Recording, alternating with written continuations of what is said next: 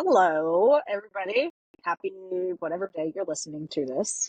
Uh, it's a Saturday for us that we're recording this, and I'm recording this from my car. And John's in his very nice office. Uh, but I was in the middle of a workout, and my day has not gone as planned, so I just decided that we're recording it in the car today. So actually, the acoustics are not bad, so we'll take it. Yes, I Um, had a friend of mine who owns like a studio, and he's like, "Dude, you should like record in your car if you're trying to yeah, like get really good sound." So that's I it. have heard the same thing. Like if you don't have an official studio, a car works well. It doesn't, it's not exactly aesthetically pleasing, but today I'm okay with that. It is what it is. But Yes. I know plenty of people who make it really well, like on Instagram, and all they do is shoot in their car, like all their videos Yes. in their car. Well, it's all about content. It's all about the conversation, content. Is it funny? Is it good? Yeah. Yes, that's true. I guess Anyway, I sorry, I didn't love mean to our cut I you off. love our intros. I love our Yes. randomness. But look, it's never ending over here. So, Um, but we're continuing the conversation we had last week talking about just like starting over, changes in life, um, and what that looks like. And we're kind of rolling with this kind of mindset, emotional, mental content for a couple of weeks. John and I just have a lot of these really great conversations right now, just talking about um, different things in life that I'm going through and like the lessons I'm learning. And like he's been through a lot in the past, 6, 7 years. And um, just we're having conversations that a lot of people don't have. hmm. I feel like a lot of difficult conversations, difficult subject matter gets passed over because people don't want to process it. Um, and yet, this is the kind of conversations people need. And this is honestly some of the conversations that we have, John, are conversations I have with my therapist. Um, so they're deeper, they're more intimate, they're more hardcore when it comes to just like mental health, emotional health, things like that. So today we're talking about, still talking the subject of starting over, but how to deal with people around you that may or may not be supportive in this chapter that you're in your life, um, and how to deal with that. So, John, go ahead and kick us off today. Um, let's get this conversation rolling because this is some good stuff that I think people need to hear. Yeah, so like when you're thinking about like I want a fresh start in life, I've had a rough go, whatever, it's a new season for you, or just Yeah, intentionally wanted saying like, okay, I just want to start again. One thing that you want to think about is your relationship to other people. And what can happen for a lot of people, honestly, is like they've never really come to terms with who they are as a person, like their own yeah. identity, self autonomy. They don't slow down enough to like really master their own self and emotions. When I say master, I don't mean like you've perfected anything. I just mean Yeah. you have come to a deep level of awareness of who you are, what your purpose. So as you go about like navigating this life and your place in the world, you're not easily interrupted by it. And but what can happen is if you don't learn to live out your purpose, someone else will designate one for you. Ooh. And you'll Oh, say that again for the people in the back. it's so true though. Yeah, that is You're either true. going to live out your purpose or someone else's. They're going to designate it for you. And you'll be frustrated with that. And you may not know why. And then you'll start to realize, like, you know what? Yeah. Um, I think I care too much about what other people think. And my identity is so rooted in that. And I'm telling you, if you don't slow down enough to really discover who you are, establish self autonomy in a healthy way. there's a part where we all need to be connected to people. I'm not saying complete Right. isolation, Humans are meant to be connected. but disconnected enough to just say, who am I? Like, what do I actually value? What am I pursuing in this life? And once you have crystal clear idea of that, it can Um, help you know, okay, this person is toxic, meaning they're actually pulling you away from what you actually value and what your purpose is. So right. you learn to navigate and set up clear boundaries, but it's really hard to establish those things. So what we want to do is we want to kind of guide you through maybe a couple of like statements of, you could call it wisdom. They're just kind of statements that you can think through to say, okay, this can help guide me into this next season. But I think fundamentally you do want to try to pursue, hey, how can I get to a place where I really know who I am, what I value, and what my purpose is in the world? This is going to help you identify the people that are harming you and hurting you, moving Yeah. you away from these things, and those that are actually supporting you. Because if you find the right type of people, it could lead you into exponential growth. Find the Yes. wrong, Community is everything. yes, but if you And find the wrong who type you of surround people, yourself. Right. you could be stuck for life. This is really Yes. important. So here's Yes. a couple of things that you need to keep in mind. First thing, tell me what you think about this, Amber. Not every opinion deserves your attention. Mm. Oh, so my thoughts on that are, if the person is not living a life that you highly respect or the life that you want, to do not take their opinion for anything. Yes. Um, like if they don't have the marriage that you want, if they don't have the mindset about the world that you want, if they don't have the business you want, or they're not crushing the goals that you want, their opinion means absolutely nothing. Yeah. Like people will toss out their opinions like every day, all day, because that's who we are. We're like these constantly thinking and constantly judgmental people. Like it's a natural human nature, right? But just because somebody shares their opinion does not mean they care about you, does not mean they care about your goals, does not mean anything if they aren't living out what you want in life. Yes. And I believe this to be so incredibly crucial because we all have a purpose in this world. If you exist, you have a purpose. Now, your journey in life is to figure out what that purpose is. And is it rough sometimes? Hell yeah. Does the path turn left, right, upside down, right side up? Hell yeah. But pursuing, finding out what that is literally the most life giving thing ever. And there will be people along your path that when you're headed in the right direction, it's kind of like stepping stones, going across the creek. There will be people that you're supposed to connect with. I believe in destiny, I believe in purpose.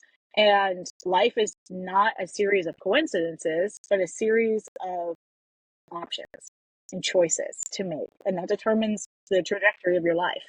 And that includes the people that you commune with, spend time with, take advice from. And that will determine the quality of your life and if you live out your purpose. Yes. Yes. Yep, Like if you're listening into this, maybe there's different worldviews, no doubt, that people are listening in. So for Amber's sure. coming from this worldview of like, you need to discover your purpose. So what's implied by your language here is that purpose is fundamentally discovered, and I Yep. think that's true. I also think that if you had a different perspective where you believe that purpose is created, not discovered, Okay. I'm um, here for this. and actually, you know, like Amber and I both come from like a Christian background, and so Yeah. in Christianity, um, you have like obviously there's this God figure, he's created everything. Man's created in the image of God, so we've been given this purpose, but we've also, I think this is interesting. If you've been created in the image of a creator, then you also have the capacity to create. Yeah. So you discover purpose, but there's also an aspect of I can go out and create a purpose or create meaning. So it's both I like that. finding and creating. So regardless of like where you are, if you're like, well, I'm not really into the God thing, I'm agnostic or whatever, everyone cannot live this life without a kind of purpose. If you don't have Correct. something to connect with, so whether or not you're a person who's saying, I need to try to discover this, how I'm wired, and to some level, even in biology, they'll teach you like you're wired a certain way. So to say to discover your purpose can still kind of fit into that sleeve, whether or not you're a Christian or a theist, non-theist, or whatever. But what I want to try to get at is you need that purpose, and whether or not you believe in like some type of destiny or not, if you want to try to live by the values that you've established in your life, then it's really important for you to nail these key things down: purpose, value, what you find meaningful. And that's going to help you discover like who's the people that I want to give my attention to, that I value their opinion, and who's Hmm. maybe where I would reject. And this is a simple way of putting it: if you wouldn't take their advice, then don't take their criticism. Correct. Um, Yeah. but I want to back up a little bit from that, because I do come from the belief that you can learn something from anybody. However, um, though I believe you can learn from anybody, I don't think that you should take everyone's advice at the same level. Like it's like, okay, what, Hmm. like let's just say I got somebody's criticism and it was like totally unrealistic and weird, just weird criticism. I still might Yeah. pause and say, hey, is there anything true that they said? That Hmm. might be true. I might be able to think about that. But then I just, That's a growth mindset there. yes, like it's like I could learn from anything. Like, man, this Yeah. criticism is way over the top. But hey, is there a reason they're saying this? Is there something I can learn? Sometimes there's not. There's like this person's just crazy. Other times though, it's like, you know what? I don't like where this criticism is coming from, but I can Hmm. make this adjustment either way. Doing Hmm. that shows that you're a very secure person. But Yeah. as a general rule, I want to look at the person and say, who's this coming from? And like, here's a good way of filtering it. Here's a couple of questions you can ask. Number one, is this person living a life that I respect? That was your point. Number two, do they understand my vision and values?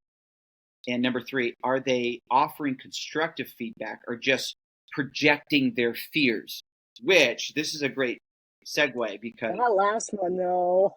yeah, this is a good segue because a lot of people will be criticizing because they're just fearful people. They're just communicating their own insecurities. Like, Mhm. let's say they tried something and failed, and you're trying to do it, and they're like, "Yeah, that's not going to work." Well, it didn't work for them, and now Right. they're just trying to throw that on everyone else. There is a kind of satisfaction in if I failed, but I see someone else failed. Yeah, oh, good, more people are failing like me. It makes them feel better, and you got to kind of pinpoint that and say, wait, is this person offering true constructive feedback, or is this just projecting their insecurity or fear? And if you can kind of work through that, this will help you give you a filter of like, is this a person I should give my attention to? Yes or no? Right. And kind of just to shore up this point, um, we're not just talking about like people that are around you or people that you meet at work or in community. This could also be like people in your family, people who do love you. However, their criticism or their objections um, ring a little bit louder in your life because of their proximity to you in relationship. Um, and that is a lot harder to overcome when somebody close to you is, you know, giving advice that you're like, that does not fit with, my goals, that advice is not helpful, but this person loves me. And so you have to kind of just like step back and be like, okay, this person is definitely either coming from a place of love or a place of fear. Because like a lot of the time, loved ones will just be fearful for you. Mm, And it has nothing to do with like their own insecurities, but in their concern for your well-being. And a lot of the times when you take a risk or you make, you flip to a new chapter in life or you're making new decisions maybe in your family that nobody else has ever made, they're always going to throw out caution. And I think it's really healthy to, instead of getting offended, and I'm speaking to the younger version of myself, instead of getting offended or feeling like, wow, my family just doesn't support me, being like, making the assumption, this is a good assumption to make. It is better to make the assumption that when a family member or a close friend gives advice that you don't want to take, think of it as coming from a place of love so that you don't hold resentment against them. You might have to prove some things to them in this new chapter, in this change in your life, in these decisions you're making. You might have to prove some things to them, but assuming that it's coming from a place of love and fear for your well being will help you not take the criticism or, the lack of what feels like lack of support Mm. so harshly. Yes. Have Yeah. you read the book? It's by, I think I wrote down the author's name here. Kim Scott. It's called Radical Candor. I have not. So, a couple things. It's been a while since I read this book, but a couple things that I really like about this book. And again, your circumstance will kind of dictate your approach here. But Mm-hmm. especially if your family is unaware of like this change, and you Yeah. don't want to come across as arrogant. But I do think that sometimes we torture ourselves with actually not being really upfront with our own vision and values. And I think the more Yeah. out loud you can be about who you are and your vision and values, and actually being really upfront with when somebody is like mistreating you, and you communicate that and you communicate clear boundaries, Mm-hmm. eventually that, again, every family is different. Maybe you're listening to this as this wouldn't work in my family, but challenging people directly will make it'll be harder at first, but easier in the long run. Sure. Because if you just kind of um, dance around and try to keep yourself kind of hidden so it doesn't upset the apple cart type of thing, that Yeah. tortures you. It's going to be Yeah. torturous to you. It's better for you to, if you really believe in your values and your vision, and like, this is the way I should be living my life, don't be ashamed of Mm-hmm. it. Like, be willing to take a step out and say, hey, this is the direction that I'm going.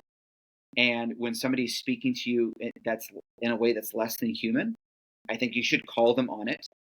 Sure. And if they continue, you make them aware of the boundaries that you're going to set if it doesn't change. This means Yeah.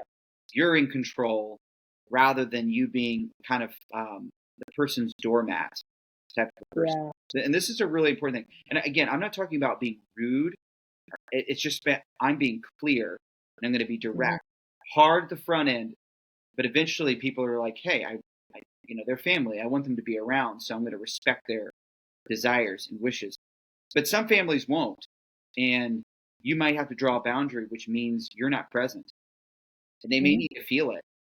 But the, Right. the truth is that if you don't learn, I was reading this quote. This is from a different book, but it basically goes like this: your boundaries are a reflection of how willing you are to advocate for your life the way you want it. Somebody write that down. So this was from the book Setting Boundaries, Finding Peace. I'll say it again. Your Is bound. that the one? Does that have a pencil in the front?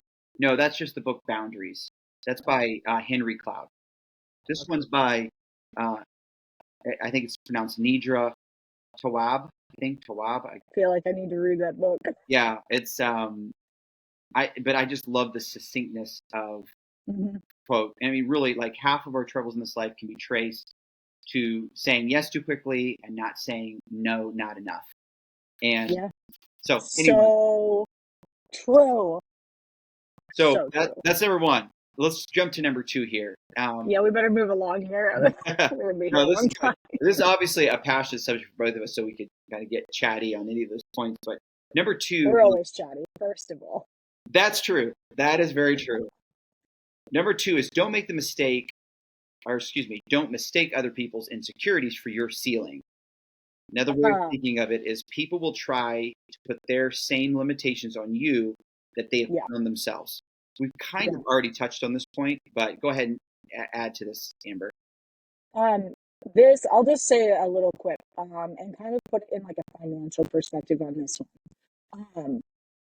Just because like I can relate to this on a financial perspective. So my mother and I were having a discussion the other day, and you have um two different mindsets that are possible, and this can go beyond finances, but you can have a limited mindset, like the world is limited, money is limited, opportunities are limited, or you can have a mindset of anything is possible.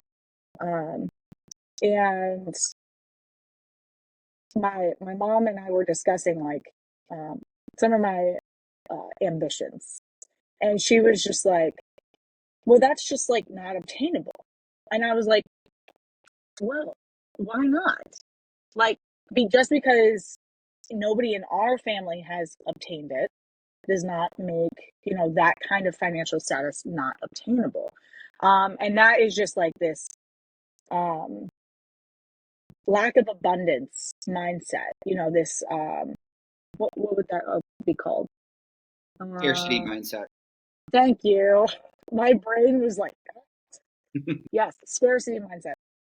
And like I love my mom to pieces, but like my entire life I have seen her live in this scarcity mindset, and merely it comes from a place of she hasn't grown in that area, but she also hasn't like ever really tasted that area. Like she's never seen that you can have this abundance. You can, you know, succeed if you work for things. You can, um, go above and beyond. And so living in scarcity mindset, and again, this could be beyond finances. I think scarcity mindset is um, something that encompasses a lot of things. And that will keep you right where you're at if that's what you go with. Um, Yes, but I think that if you are willing to put yourself in a more vulnerable position and push for more, you can obtain much more. absolutely. And Hmm. honestly, look, I mean, I this is something that helps me. I would rather risk something big and be adventurous in this life than just not try. It's like Yeah, you have like one life to live. Like, why be yeah, so like? Now, again, I'm not trying to say that everyone has to have my mentality. So forget if you value security and you're like, I like my 9 to 5. sure. I'm not trying to get rich. I just want to. I value stability. Nothing wrong with that at all. But Yeah, don't allow your fears. If you have a desire within you, just like I feel like I want more and I'm just fearful. Don't go through your whole life being chained by your fears or other people's limitations of what you could accomplish. Like, step out there, and you may not accomplish exactly what you thought, but I'm telling you that if you take that a big leap, risk it. Of course, make sure it's a calculated risk, but that's the adventure of life you want. yeah. I mean, at least What go ahead. what better thing to get to the end of your life and be able to look back and say, "Wow, what a ride," I know. versus getting to the end of your life and saying, "I wish I would have." Yeah, Fill in the blank. 100%. So, number 3, here we go. Number 3 is you're responsible to people, not for them. Now, this might need a little explanation because you're like, what do you mean I'm Yeah, let's responsible? get some clarity on that. Responsible to people. I just mean like if you're going to live in this world and you make agreements with people, it's totally Uh-huh. normal, then you should be responsible. You should follow through. You should do what you say you're going to do. However, Uh-huh. um, there's times where you are being responsible by telling someone, no, I can't do that. That's being responsible. Yeah. And they may have a horrible response, emotional. They may even try to beat you up and whip you into submission with some type of emotional response. And you can, Thank you for clarification on that. I was oh, like, you thought what? physically? Yes. Oh my goodness. It's like, They are are beating you you and still whipping that? you. Like, what kind of childhood did you have, John? No, I'm just kidding. Wow. It was horrible. No, I had a great childhood for those listening in. But the To do. you if somebody responds that way, sometimes have you ever had someone respond so poorly that you felt responsible to fix it? A majority of my marriage. Yeah, yeah, exactly. And Hmm. you're just not responsible for people like and how they would respond to you. Now, obviously, if you say something and they misunderstood it, then you should seek to clarify things. And Yeah. if you said something that was unkind, I'm not saying that you shouldn't take responsibility for like being mean, but some people just respond poorly anytime you cross their desire. Whatever their desire, Correct. you cross their desire and they don't know how to be a mature human being. And Hmm. you can go through life feeling like I need to change because obviously they responded so poorly. But here's where when you come and you've learned your what you value, you've learned Yeah. self mastery. When somebody acts like that, you learn like, oh wait, they're they're not controlling their own person. They haven't learned to Right. regulate their own emotions.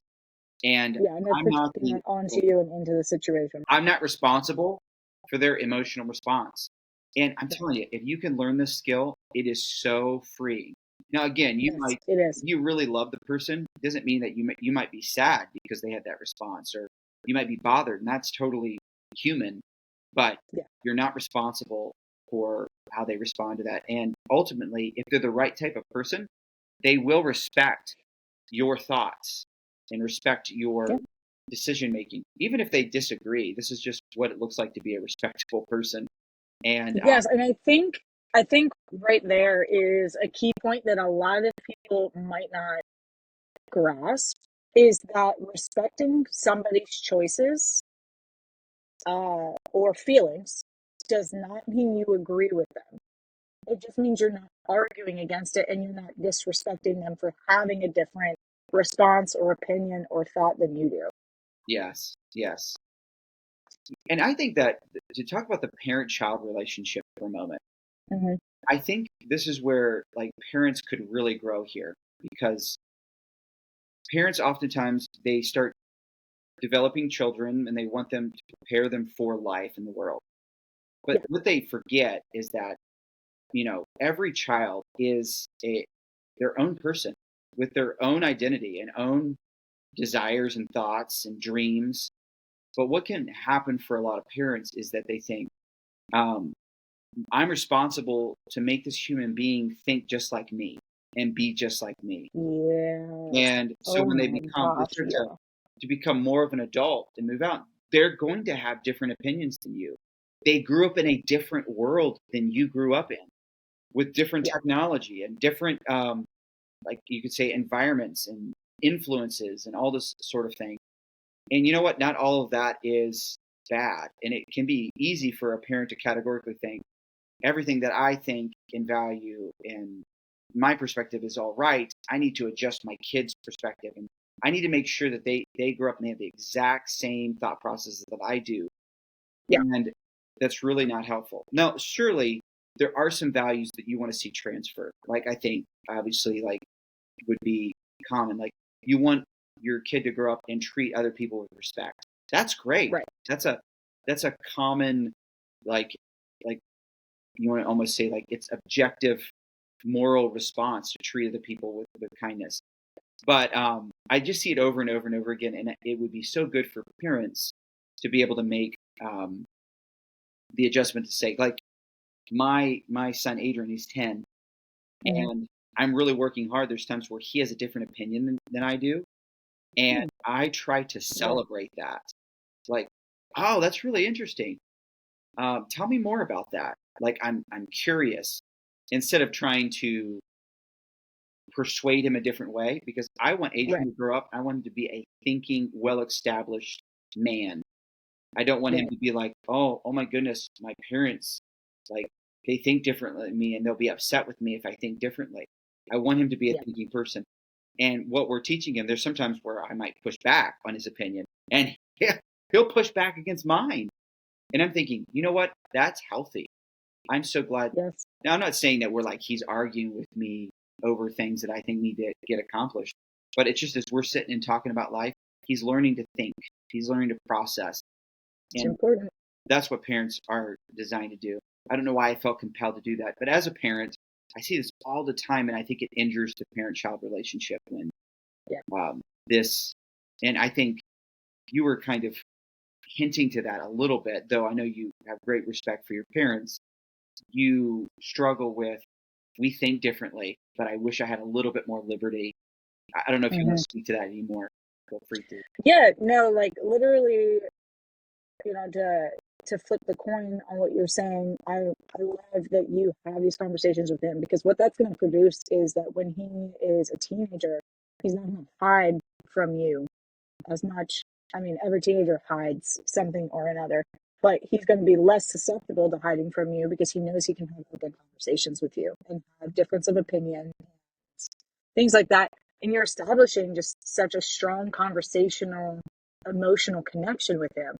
And I think I was just talking with a friend about this the other day, that the generation that you and I come from, um, definitely was more of a generation of parenting that was like my way or the highway. You know, our family believes this, period. Like there was no other options. And yes, I love my parents dearly, but that definitely was the banner that my parents held very strongly. You know, we believe this, period. You know, our church believes this, period. Um, and there was never any room for questioning. And my parents did not allow questioning. And I remember when I pushed back against that, getting a lot of lashback as a young person, um, which in in some cases made me explore further, and in other cases it definitely like broke down my confidence, Yeah, um, and my ability, like my ability to navigate the world, and I had to learn a lot of things the hard way. Um, but yeah, I think having those conversations and leaving the door open is like for your children to be able to talk with you freely, because like God did give them their own, you know, personal little opinions and personalities and ability to think, and their brains are developing. And by shutting down like their questioning, you shut down their ability to be able to create new neurons and to be able to explore the world more. 100%. um you crush their ability to problem solve, Yeah, yeah. I mean, just to, uh instead of shutting which them is a down, huge development yeah, in that middle age. Yeah.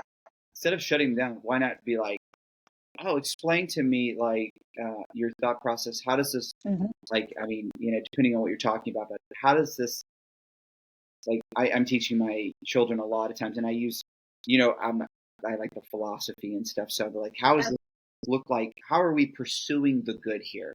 What does it look Yeah, like to pursue the good? And you know, and Adrian knows that when we're talking about something, we'll kind of frame it in these terms, and he's able to like navigate that. And there's yeah, sometimes I'm like, okay, that's all beautiful. right, I like your thought process here. Have you considered this? And there's sometimes, and this is the key, like parents can learn from their children.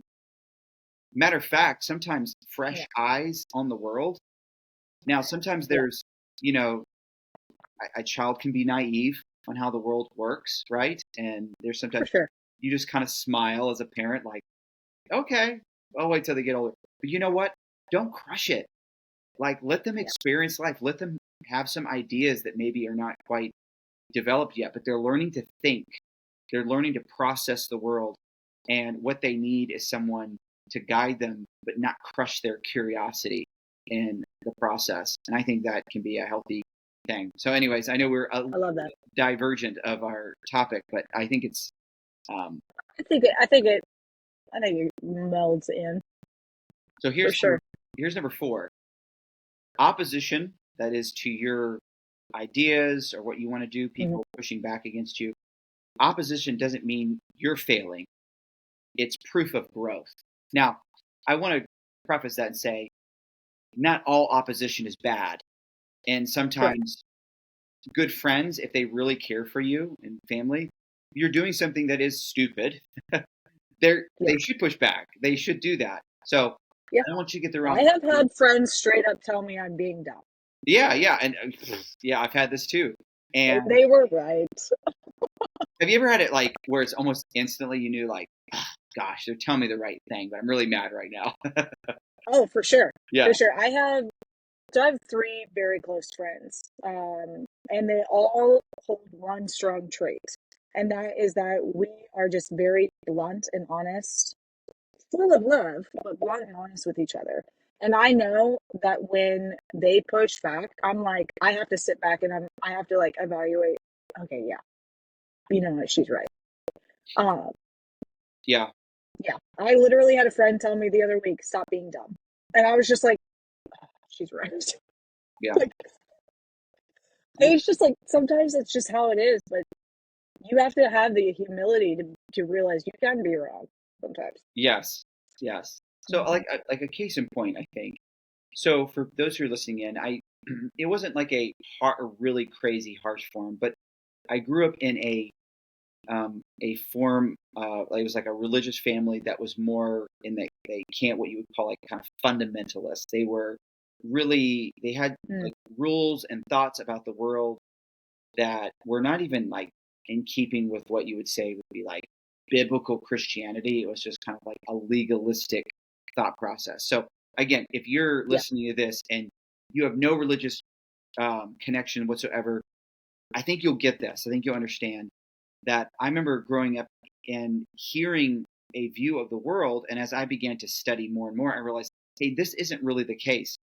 And I was one of those people in my family that began to challenge the status quo of my family. Like, Mm, I don't think this is right. I think we're off here.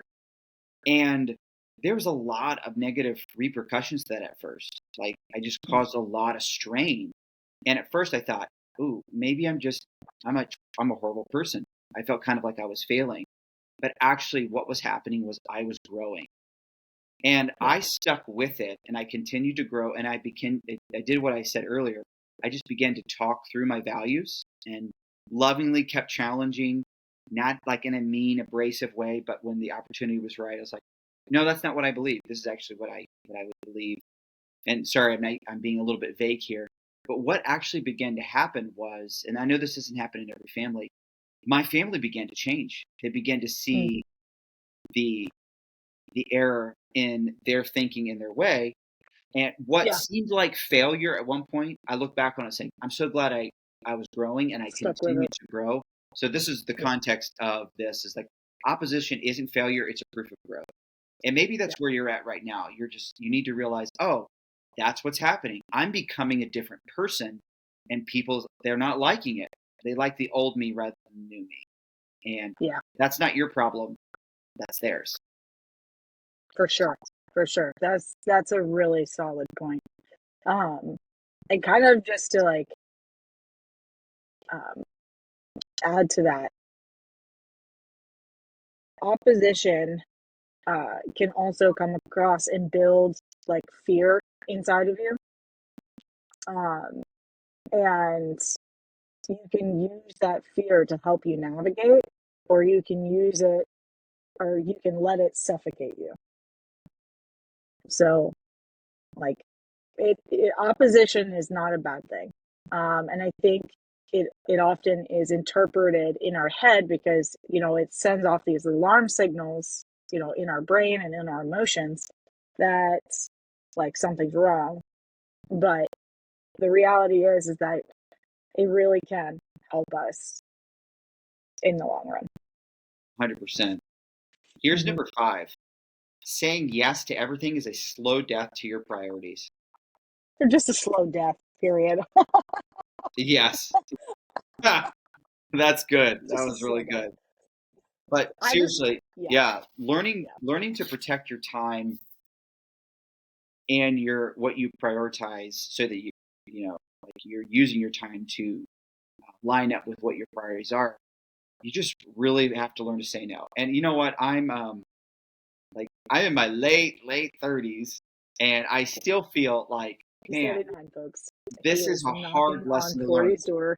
Be, let me just tell you how, like, my personality. I'll just let you into my life. I don't think all of this is bad necessarily, but I remember I was in college, and I would have this huge, big project, and there's usually, I'm going to simplify something, but this is an oversimplification. But there's people, and then there's project oriented people. And so, like, if a person comes up and says, "Hey, can I talk to you?" The project oriented person says, "Do I have work to do first before I can talk to this person?"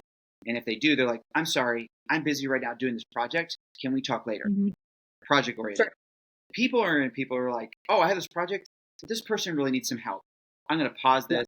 I'm going to help these people." And you need both kinds of people in the world. I'm thankful for both kinds. I am a people Yeah. oriented person, but to my detriment. And Hmm. here's how this could work sometimes. I remember being in college. I had like this huge Greek exam.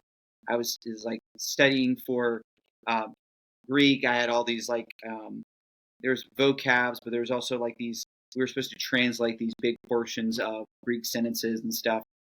And Hmm. I had this big, huge project due. And I remember a friend come up to me and was like, "John, can I talk to you? I really need to talk with someone." And I remember just Right. laying aside that project. I ended up like staying up all night trying to get that done, but I took some time with this person, and I just kept doing that over and over and over again. And I realized, you know what? I want to keep loving people, but I have got Hmm. to learn to set some boundaries, because it just, if you continue to do that, it's like you're pouring out your cup, and eventually you have no more to pour. You're just Hmm. burnt out. And And yeah. if you're that type of person, I love that you love people, you want to help people, but if you don't learn to set boundaries, you don't learn to say no, you will burn completely out. And I've come Yeah. close a couple of times, and I just did this recently too, where I reached out to another friend of mine who's starting. He's starting like a company that's helping men in their own, Hmm. like, just growing holistically. And I said, hey, Yeah. you know, maybe mind and body could be help to you, like in coaching and coaching other men with their health and fitness. And so they're developed a partnership. Before I know it, though, he started to try to pull me onto like his leadership team and getting in the development. And I just love what they were doing so much. And he kept pulling me in, and I started saying yes too many times. Hmm. And it was just like a couple weeks ago, I was like, you know what? This is taking too much of my time. What I need to be doing. So he's a good friend of mine. So I called him. I was like, listen, but I did it again. Started saying yes too many times, and I can't give this much time and attention to what you're trying to accomplish. And I just need to be honest with you. So I'm getting better at it, Amber, but I'm still kind of like catching myself a little bit late in the process. Like, no, I need to learn to say no, because if you don't, your life is going to be filled again with other people's priorities and Yeah. not your own. Right there. So Yeah. your life is actually not as is not going to be as influential or as impactful as you'd like it to be, because Yeah. you're trying to please everyone. Correct. Yeah. And um, to build on that, like, so it can be personality based, and like you definitely are a people person, like you've always been. Um, I am also a people person, but one thing that was instilled in me at a very young age was being a people pleaser. And so there is a difference. And I want to state there is a difference. And women tend to be more people pleasers than men, um, just because of how we're created and how our brains function. But um, like I definitely was taught to be a people pleaser in like all of the ways, and never say no. And I love my mom to death, but she is definitely somebody who never says no to anything, and then she gets overwhelmed, and it's like this cycle. And but this was something that I never really comprehended until the past few years, that I've been on this growth journey and becoming more aware of the world around me and my own self. And I was like, wow, okay, now I understand. My mom subconsciously taught me all of this mindset.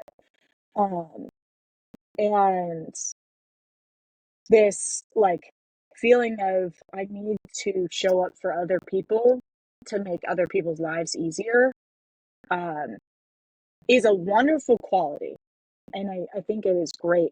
However, like you said, it can be a detriment to your purpose, to your calling, to your goals. And there needs to be a balance. I think there is also something to be said in be careful how much you show up for people that don't show up for you. Hmm. And now I'm not saying that you should leave people in the ditch, uh, or if they're really struggling, or if you have a friend that's going through a really hard time and they can't pour into your relation, like into your friendship, but you need to pour into them.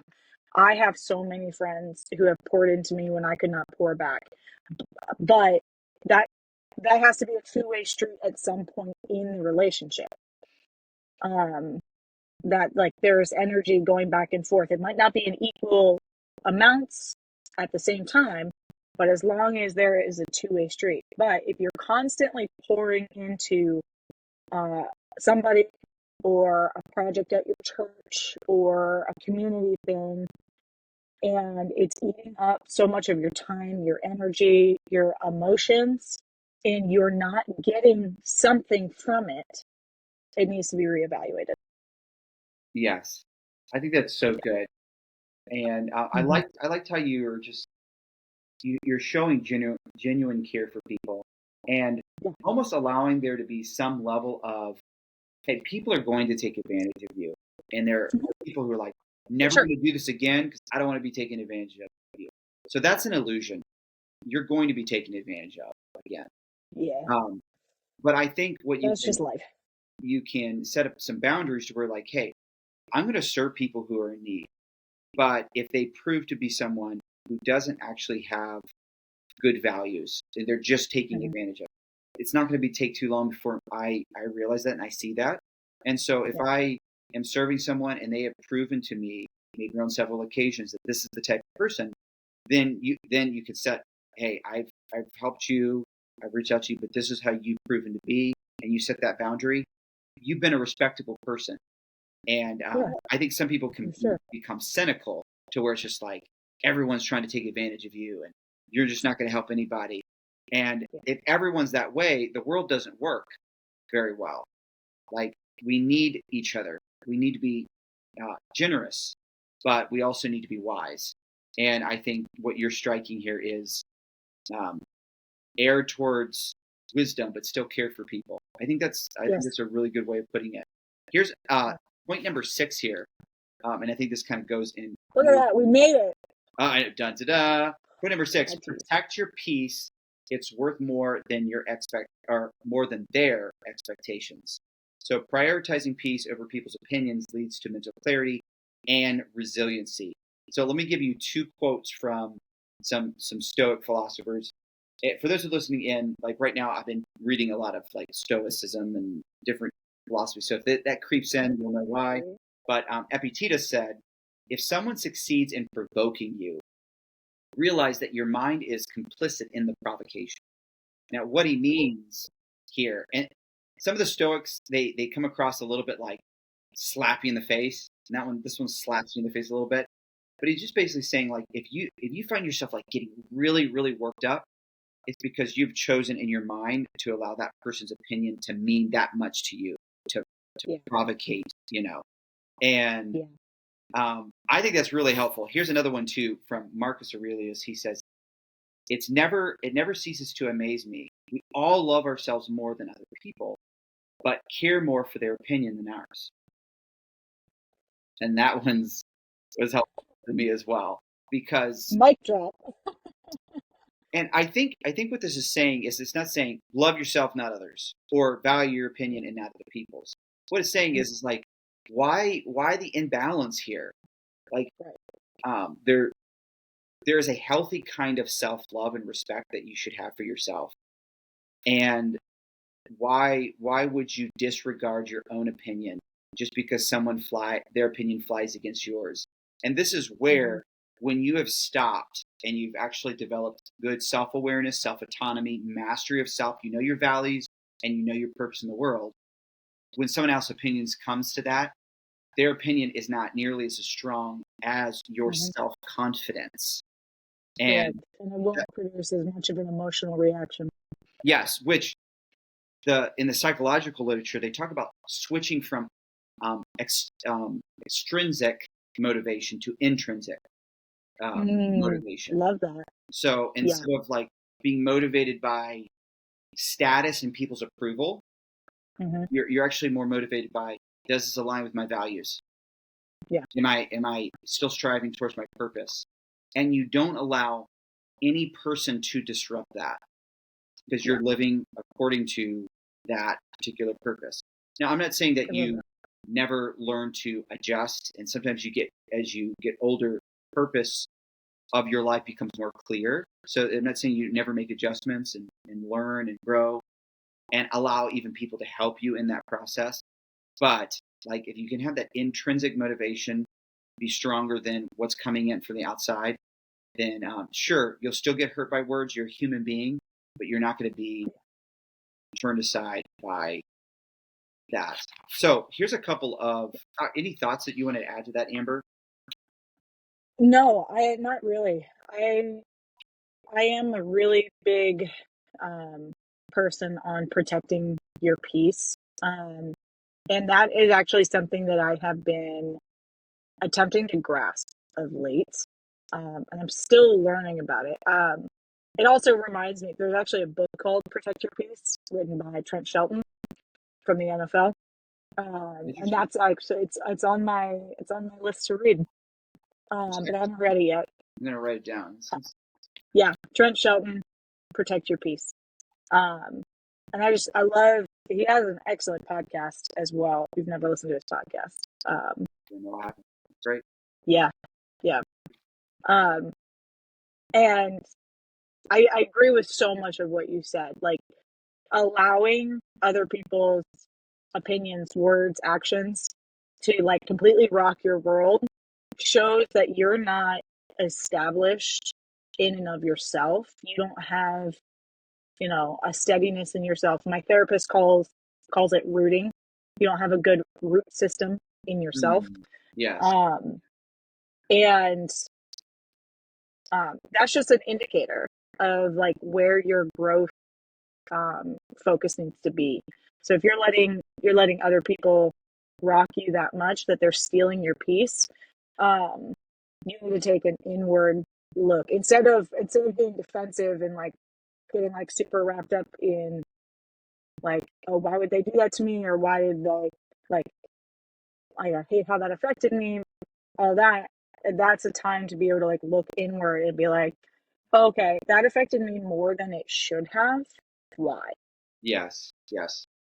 Yeah. In some of the ancient forms of like meditation and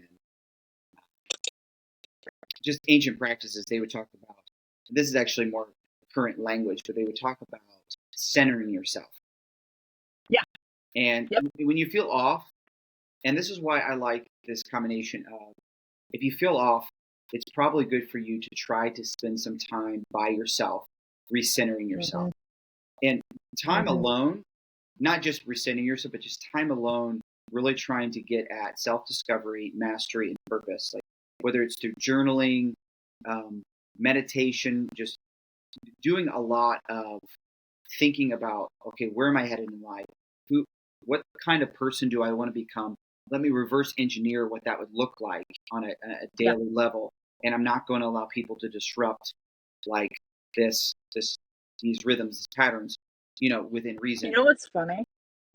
Um, my new thing lately has been like that alone time has been at the gym by myself. Yes.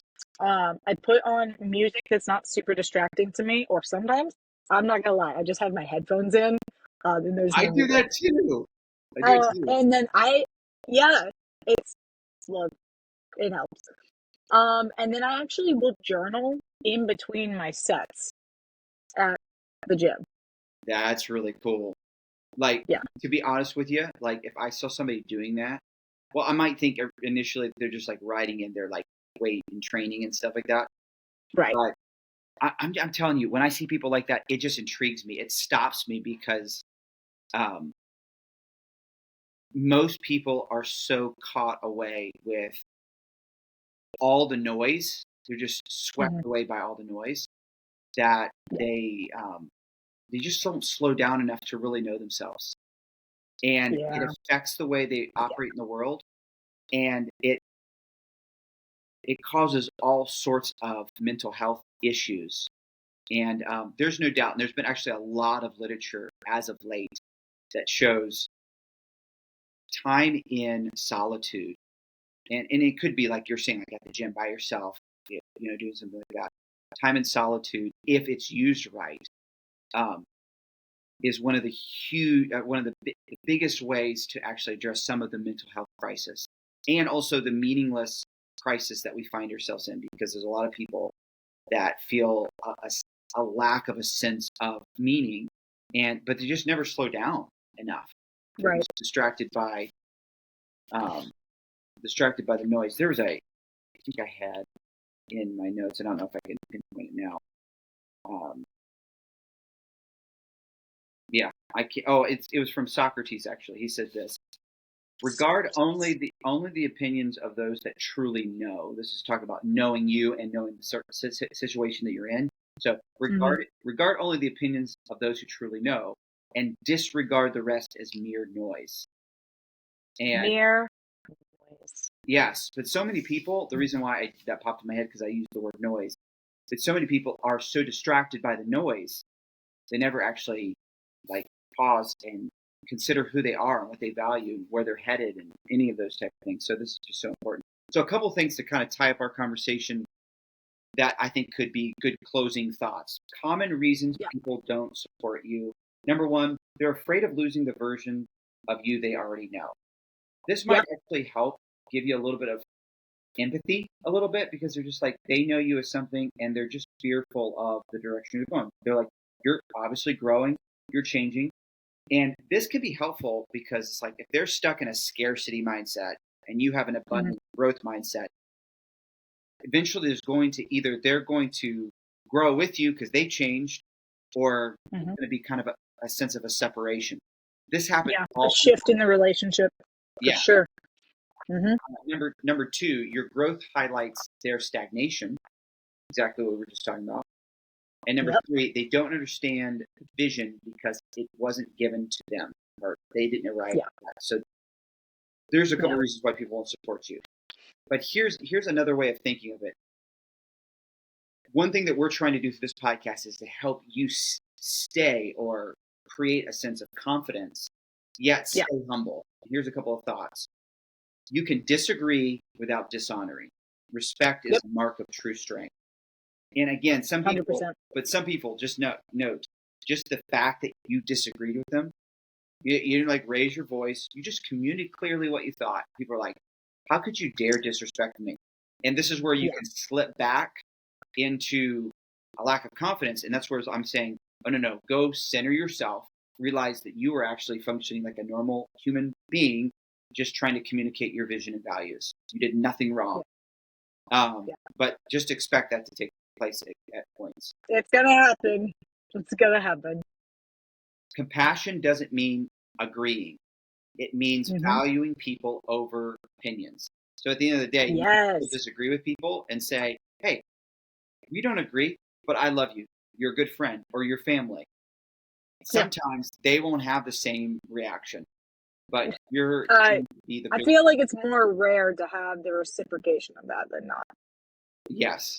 I mean, Mm-hmm. I would agree with that, especially from our backgrounds for sure. The strongest person in the Yes. room isn't the loudest, it's the most secure.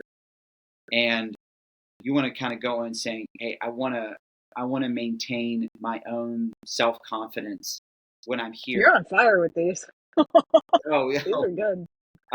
But yes, hopefully like some of these things will help you. And if you're listening into this and there's anything that if you have questions about, or you'd like us to cover something like this in a future Yeah. podcast, we would love to just encourage you. And so again, feel free to reach out. Shoot us over questions. If you have like a particular circumstance that you don't know how to handle and you would love some advice, we are here to help you and share our life experiences. Like John has a ton of life experience. Like you guys, he doesn't even share half of what he really knows and does. Wow, it's not Um, old now. and well, you know I'm right. Uh, and yeah, like we can just share from our perspective, our experiences, you know, what we know or what we've learned. Um, and yeah, or share your thoughts. Share this podcast with somebody you know. We would love that. Yes. Well, we just tipped over an hour. I was going to be like, Yep. oh, we can finish before an hour, but you know, you know No, us. that's okay. This was a good conversation. I really enjoyed it. Thanks again for joining in, and we'll see you guys next time.